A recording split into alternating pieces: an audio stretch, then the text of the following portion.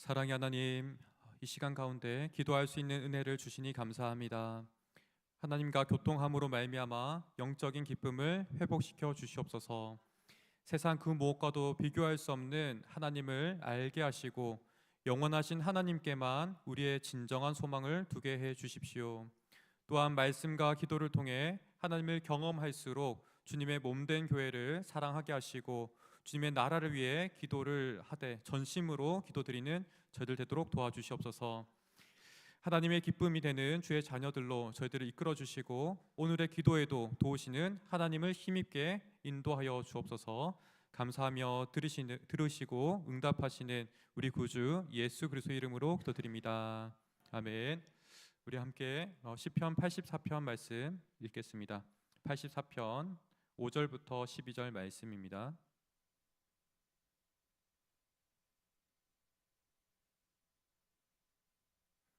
구약 성경 864면에 있습니다. 시편 84편부터 84편 5절부터 12절 말씀입니다. 찾으셨으면 함께 교독하면서 읽겠습니다. 주께 힘을 얻고 그 마음에 시온의 대로가 있는 자는 복이 있나이다. 그들이 눈물 골짜기로 지나갈 때에 그곳에 많은 샘이 있을 것이며 이른 비가 복을 채워주나이다. 그들은 힘을 얻고 더 얻어 나아가 시온에서 하나님 앞에 각기 나타나리이다. 만군의 여호와여 내 기도를 들으소서. 야곱의 하나님이여 귀를 기울이소서. 우리 방패이신 하나님이여 주께서 기름 부으신 자의 얼굴을 살펴보옵소서. 주의 궁전에서의 한 날이 다른 곳에서의 첫날보다 나은즉 악인의 장막에 사는 것보다 하나님의 성전 문지기로 있는 것이 좋사오니 여호와 하나님은 해요 방패이시라. 여호와께서 은혜와 영화를 주시며 정직하게 행하는 자에게 좋은 것을 아끼지 아니하실 것임이니이다. 만군의 여호와여 주께 의지하는 자는 복이 있나이다. 아멘. 지난 금요일에 시편 84편의 말씀, 특히 1절부터 4절의 말씀을 자세하게 나누었고 또 이해하는 시간을 가졌습니다. 1절부터 4절의 그 내용을 잠시 돌아보면 하나님께서 도저히 하나님께 나올 수 없는 그 상황 속에서 시인은 마치 자신을 참새와 또 제비처럼 여기면서 의인화하여서 기도하였습니다. 그가 날아간 자리는 바로 제단에 나아가서 둥지를 틀었고 바로 그 은혜의 제단 가운데 소망을 두었습니다. 이러한 시인의 상황은 특별히 만군의 여호와라고 계속해서 부르고 있기에 군사적인 상황과 연관이 있다, 그렇게 말씀을 나누었습니다. 특별히 이 상황은 바벨론 포로와 같은 상황일 수 있습니다. 즉 예루살렘이 무너지고 성전이 더럽혀진 상황일 수 있습니다. 이러한 절망의 상황에서 기도는 다시금 우리 인생의 자리 가운데 가장 중요한 것을 더듬을 수 있음을 이 시편을 통해서 가르쳐 줍니다. 우리가 감히 나아갈 상황이 도저히 보이지 않는다 할지라도 방황하고 깊은 그 좌절이 있다 할지라도 우리의 신자의 삶에서는 거기서 끝이 아님을 이야기하고 있습니다. 절망의 순간 가운데서도 기도할 수 있고 기도할 때 하나님께서 우리가 나아갈 길을 비춰주십니다. 이렇게 비추시는 길을 우리 인생 가운데 비전이라고 이야기한다면 하나님께서 보여주시는 그 빛으로 말미암아 우리가 나아갈 시각을 얻고 또한 새로운 힘과 용기를 얻습니다. 이 자리에 계신 성도님들 또한 이 시편 84편 5절부터 12절의 말씀을 통해서 하나님으로부터 주시는 위로와 힘을 얻고 또 다시금 기도의 자리로 또 기도에서 사랑하고 섬기는 삶으로 나아가시기를 축복합니다. 만약 시편 84편이 바벨론 포로 초기와 같은 상황을 우리가 염두에 둔다면 이 시의 배경은 단순히 물리적인 배경도 있겠지만 신학적인 배경 또한 중요합니다. 신학적인 배경이라고 한다면 우리가 이렇게 질문할 수 있겠습니다. 이스라엘에게 왜 바벨론 침공이 있었을까? 또 왜 이스라엘 백성들은 하나님의 백성인데 예루살렘이 무너지고 또 성전이 더럽혀지는 그런 상황이 있었을까? 왜 이방인들에게 수치를 당할까? 우리가 이렇게 질문할 수 있습니다. 이에 대해서 예레미야 25장 4절부터 7절의 말씀을 통해서 우리가 알 수 있는데요. 제가 요약적으로 읽어드리겠습니다. 여호와께서 선지자들을 끊임없이 보내셨으나 너희가 듣지 아니하였고 다른 신을 따라 섬기며 그것들에게 절하지 말라 하셨으나 너희가 내 말을 듣지 아니하였으므로. 하나님께서는 계속해서 그 백성들에게 말씀하셨고 계속해서 돌아오라고 외치셨지만 백성들은 가볍게 들었습니다. 무엇보다도 하나님만을 의지해야 되는데 다른 것을 의지하였습니다. 이것을 우상이라고 이야기하였는데요. 하나님이 아닌 다른 것을 섬겼습니다. 하나님도 의지하지만 그들의 삶에서 빨리 가져다 쓸 수 있는 것을 의지하였습니다. 하나님의 지혜보다 우리의 지혜가 삶의 자리에서 가깝고 또 우리의 돈이 가깝습니다. 당장 이것으로 해결할 수 있는 것을 우리가 찾게 되면, 알게 되면 정작 하나님을 믿는다라고 우리가 고백하면서도 다른 것을 의지합니다. 결국 하나님을 의지하지 못하는 가장 큰 이유는 결국 우리 자신입니다. 우리의 능력을 의지하기가 쉽고 또 외부의 다른 힘을 의지하기 쉽기 때문에 결국은 하나님을 의지하지 못합니다. 이것이 곧 우상이고 또 우리의 죄입니다. 이런 상황에서 이제는 멈출 수밖에 없는 곳, 다르게 말해서는 기도할 수밖에 없는 그 자리에서 고백하는 것이 시편 84편입니다. 84편 5절에서는 시인은 마음의 순례길을 떠납니다. 앞서 3절과 같이 참새와 제비처럼 하나님을 향해 떠났을 때 그가 진정으로 머물고 싶었던 곳은 은혜의 제단이었습니다. 이를 향해서 지금 비록 마음이지만 순례길을 떠납니다. 5절 말씀 우리 함께 읽겠습니다. 주께 힘을 얻고 그 마음에 시온의 대로가 있는 자는 복이 있나이다. 주님께 힘을 얻는다라고 먼저 이야기합니다. 그래서 하나님께 나아간다는 것, 이것을 아는 것 또한 은혜입니다. 이런 생각을 갖는 것 자체가 새로운 출발이고 또 하나님의 은혜 덕분입니다. 내 힘으로는 하나님께 도저히 나아갈 수가 없습니다. 성령님께서 우리 마음에 새 마음을 주시고 또 소망을 주시기 때문에 우리는 회개할 수 있습니다. 하나님께 다시 돌아갈 수 있는 그 용기를 얻는다는 것, 우리가 진정한 소망을 알기 때문에 그러한 용기를 가질 수 있습니다. 만약 하나님께서 우리에게 영원한 심판을 내리신다면 멸망 그 자체이고 회복은 도저히 불가능합니다. 우리에게 오늘이 있다는 것은 계속해서 이렇게 기도할 수 있고 또 소망이신 하나님께 나아갈 수 있는 그런 여지가 있다라는 것입니다. 그래서 바벨론 포로 시기 가운데서도 성경은 멸망이라 이야기하지 않고 징계라고 이야기합니다. 여전히 우리가 하나님과 교통할 수 있는 그 자리가 있다라는 것입니다. 그 자리가 있으면 언제나 우리에게 소망의 자리인 줄 믿습니다. 5절에서는 시온의 대로는 물리적인 길을 말하지 않습니다. 마음의 시온의 대로가 있습니다. 이것은 무엇을 의미하겠습니까? 우리가 진실로 하나님을 간절히 찾는다면 그러한 마음에 바로 시온의 대로가 있다는 것입니다.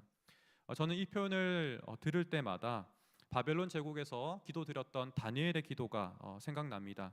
비록 몸은 성전과 멀리 떨어져 있지만 왕의 음식을 거부했던 그 순간 가운데도 하나님께서는 들으시고 함께 하셨습니다. 또 왕의 꿈을 해몽할 수 없을 때에도 하나님께서는 함께 도우시고 지혜를 주셨습니다. 이처럼 꼭 성전만이 아니라 할지라도 정말 우리가 간절히 하나님을 의지하고 찾는 마음이 있을 때에는 하나님께서 그 순간 가운데 함께 하시고 도우십니다.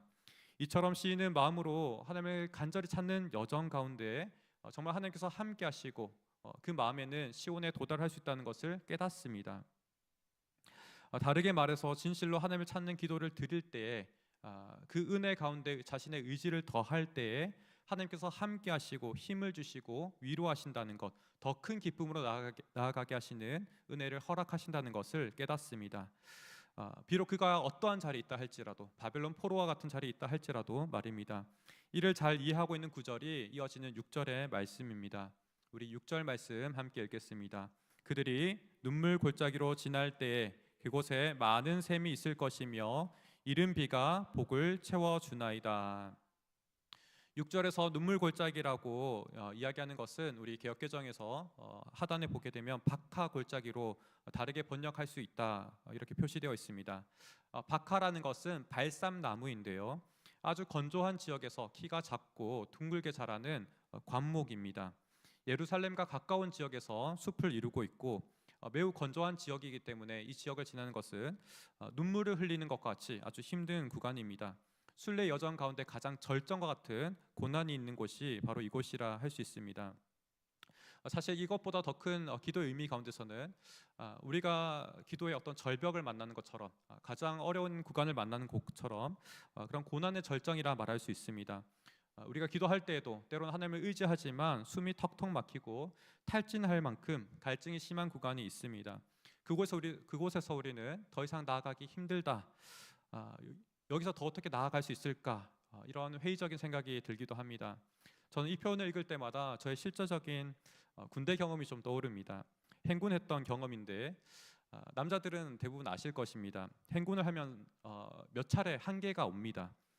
물을 마셔야만 하기도 하고 반드시 쉬어야 되기도 하고 그런 체력적인 한계가 여러 차례 오는데 그러한 완급을 조절하면서 마침내 완주하긴 합니다.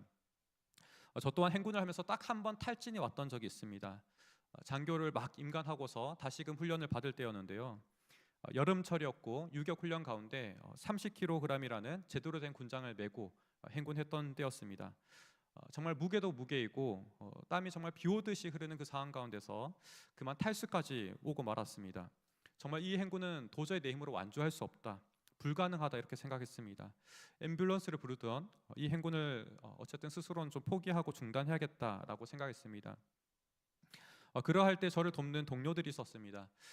당시에 정말 죽어도 신세 쥐고 싶진 않았습니다. 30kg 군장을 제가 벗어서 동료에게 건네준다는 것은 그 친구는 60kg를 들어야 되는 그런 상황이기 때문에 도저히 마음이 내키지 않았습니다. 그렇지만 그 친구는 거듭해서 위로하고 격려하면서 괜찮다, 우리가 함께 가야 되지 않겠냐라고 이야기하면서 그 군장을 건네받았고 저 또한 마침내 야영지까지 도착할 수 있었습니다. 그때 감사한 기억이 계속해서 있었고 또 이런 경험을 가진 이후에 제가 소대장이 되고 난 다음에 다른 지친 소대원들을 또한 돕고 격려할 수 있었습니다. 우리가 실제로 이러한 어려운 구간을 만난다는 것, 우리의 기도 제목이 아무리 주님 앞에 선하고 또 진실한 기도 제목을 할지라도 당장의 응답이 없을 수 있습니다. 그런 상황이 지속되고 심지어 더 힘들어지고 더 상황이 나빠질 수도 있습니다. 그럼에도 불구하고 우리가 좌절하지 않는다는 것은 우리에게 꼭 필요한 때 하나님께서 외면하지 않으시고 도우시는 손길이 반드시 있기 때문에 그렇습니다. 저 또한 짧지만 지금의 인생길 가운데 걸어오는 가운데 이러한 기도의 순간들을 보면은 마치 성화의 순간과 같지 않나 이런 생각을 합니다. 반드시 어려운 순간을 만나게 되면 그때 여러 가지 선택을 하게 되고 그 선택 순간에 더욱더 하나님을 의지하고 나아갔을 때 하나님께서는 반드시 도우시고 또 위로하시는 은혜가 있었습니다. 그런 과정을 거칠 때마다 더욱더 하나님 한 분만을 붙잡게 하시는 그런 중요한 하나님의 은혜가 있었습니다. 다른 것을 놓게 하시고 더 크신 하나님 은혜만을 붙잡고 나아가는 성화의 은혜가 반드시 있다라는 것입니다. 우리의 인생의 여정 가운데서 이런 과정이 있고 또 기도하는 가운데서도 우리가 응답되지 않는 순간에서는 이러한 믿음의 여정이 있는 줄 믿습니다. 이런 여정을 통해서 우리 삶에서는 불필요한 것들을 버리기도 합니다.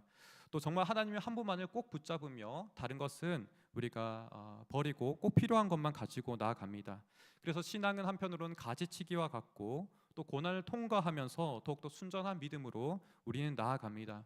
마치 철로 역정의 과정과 같습니다. 특히나 이 6절의 믿음의 여정을 성화의 과정처럼 볼 수 있는 것은 10절의 내용을 통해서 시인이 목표하는 바가 분명하기 때문입니다. 우리 10절을 통해서 시인의 목표하는 바를 함께 보겠습니다. 10절 말씀 함께 읽습니다. 주의 궁전에서의 한 날이 다른 곳에서의 첫날보다 나은즉 악인의 장막에 사는 것보다 하나님의 성전 문지기로 있는 것이 좋사오니. 하나님의 집에서 살기 위함이다. 그는 이렇게 목표를 두고 있습니다. 이 시인은 하나님의 집에서 머무는 하루가 세상의 첫날보다 낫다라고 이야기합니다. 특히나 이어지는 그 뒤의 비교가 더욱더 극적입니다. 세상 그 어떤 곳이라 할지라도 하나님의 집의 문턱보다 못하다라고 이야기합니다. 그래서 그가 성전 문지기로 있는 것이 훨씬 낫다라고 이야기합니다. 그래서 이 고백은 진정으로 시인의 경험에 근거한 신앙의 고백이고 또한 그렇기 때문에 감동이 있습니다. 우리 또한 이러한 믿음으로 기도하고 끊임없이 하나님 향해서 더욱더 다가가고 나아가는 저희 모두 되기를 소망합니다. 그래서 7절에서 마침내 그는 목적지에 도착합니다. 우리 7절 말씀 이어서 함께 읽겠습니다. 그들은 힘을 얻고 더 얻어 나아가 시온에서 하나님 앞에 각기 나타나리이다. 특이하게도 이 순례 길을 마친 목적지에 도착한 이 시인은 혼자만이 있지 않습니다. 혼자만이 아니라 많은 믿음의 사람이 함께 있습니다. 우리의 기도 또한 그렇지 않나 생각합니다. 고난의 여정을 지난 이후에 나만 이 고난의 여정을 지났겠지라고 생각하지만 그 뒤에 많은 사람들이 함께하고 있음을 알게 됩니다. 그로 말미암아 믿음의 사람들은 함께 동질감을 얻습니다. 우리의 목장 가운데서도 함께 그런 은혜를 나눌 때마다 하나님께서 은혜로 함께 하셨고 도우시는 은혜가 있었기 때문에 내가 여기 있다라고 고백합니다. 그래서 끊임없이 신자는 공동체 안에서 더 큰 확신을 얻습니다. 또한 우리의 기도 내용 속에서도 동일한 은혜가 있습니다. 우리의 기도가 깊어지면 깊어질수록 하나님과 가까이 나아가면 나아갈수록 나만을 위한 기도에서 그치지 아니하고 하나님을 더욱더 사랑하고 무엇보다도 공동체로 확장하게 됩니다. 하나님을 찾을수록 공동체를 동시에 품게 됩니다. 공동체를 사랑하는 자리로 나아가게 하시는 하나님의 은혜가 있습니다. 이제 이 시편의 84편의 끝이 어디에 도달하는지 우리가 함께 9절의 말씀을 통해서 확인하려 합니다. 9절의 말씀 같이 읽습니다. 우리의 방패이신 하나님이여 주께서 기름 부으신 자의 얼굴을 살펴보옵소서. 기름 부으신 자의 얼굴, 이 표현은 선지자도 있겠지만 현재 시편에서는 왕을 이야기합니다. 특히나 다윗의 후손으로 올 메시아 그리스도를 향합니다. 나라 전체를 바라보는 기도이자 하나님의 약속을 더욱더 굳게 붙잡는 기도입니다. 앞서 시인의 이 상은 어떤 상이라고 말씀드렸습니까? 바로 예루살렘은 무너졌고 또 성전은 더럽혀졌다라고 드렸습니다. 어쩌면 다윗의 약속이 무너진 것 같은 도저히 소망할 수 없는 절망과 같은 현실입니다. 그러나 기도가 깊어지면 이처럼 도저히 바랄 수 없는 약속 가운데서도 우리가 믿음으로 기도할 수 있습니다. 하나님의 약속은 반드시 이루어질 것을 믿으며 포기하지 않고 기도할 수 있습니다. 이것이 기도할 때 바로 우리가 얻게 되는 하나님의 공급하시는 힘이며 하나님의 신비입니다. 그래서 11절과 12절은 다음과 같은 내용으로 마무리합니다. 우리 11절과 12절 말씀 이어서 읽겠습니다. 여호와 하나님은 해요 방패이시라. 여호와께서 은혜와 영화를 주시며 정직하게 행하는 자에게 좋은 것을 아끼지 아니하실 것임이니이다. 만군의 여호와여 주께 의지하는 자는 복이 있나이다. 하나님은 이처럼 우리의 모든 기도 여정을 도우십니다. 기도의 시작도 도우셨고 또 그러하기에 이런 여정을 시작할 수 있었습니다. 또한 그 여정 가운데서 해를 비추신 것처럼 모든 여정을 비추십니다. 그러하기에 신자는 기도하는 가운데 실족하지 아니하고 그 여정이 목표하는 곳으로 마침내 나아갑니다. 시온과 여호와의 제단, 은혜가 있는 그 제단으로 나아갈 수 있습니다.